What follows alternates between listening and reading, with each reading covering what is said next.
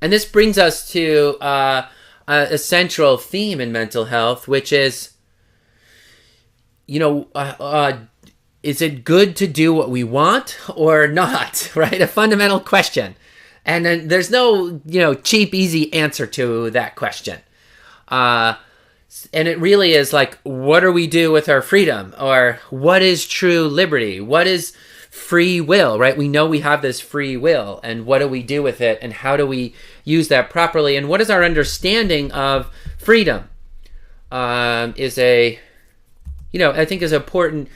Is a important almost starting point of the mind, because the will is really where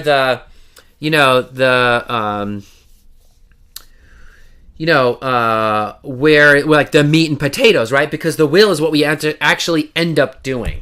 So, so let's talk about it just for a minute here. This notion of true liberty or true freedom is, I would argue that liberty is not the same as doing whatever you want. And why? Because our instincts are at war. So what does it mean to do what we want anyway?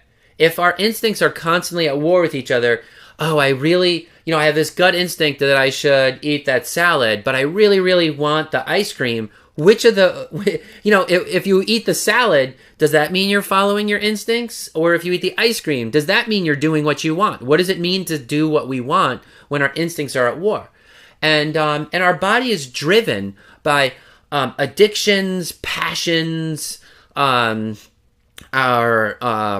prudence, our sense of justice, right? Like all of these different instincts are, good and bad, etc. are all, there. And so, even doing what we want is itself almost a paradox, right? So then what does true liberty mean? True liberty means that you are, that you can freely and easily pursue your own good, right? The pursuit of happiness. I think about, our founding fathers in the United States who, talked about the pursuit of happiness, right? Like we should be free to pursue our own good. And that includes the freedom from our unhealthy instincts, right? And it includes having access to our healthy instincts, and it includes freedom from our unhealthy instincts, freedom from desiring things that hurt us, and having appetites for things that are good for us. So a really great example, I think, of the discussion around liberty is the issue of wearing a seatbelt.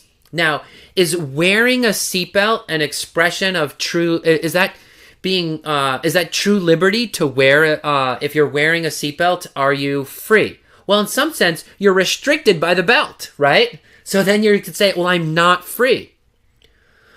But, now what happens if you get into a deadly accident, right? Well, if you are wearing your seatbelt and it saves your life, now you are free to live your life because you wore the seatbelt.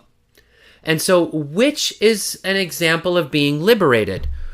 Being, strapped in by your seatbelt or not wearing your seatbelt? Which of those is a more liberated state? That is a question for you to decide. And I think it really highlights this concept of, what is true liberty? What is true freedom? What is the true pursuit of happiness? Which, ultimately underlies our mental health.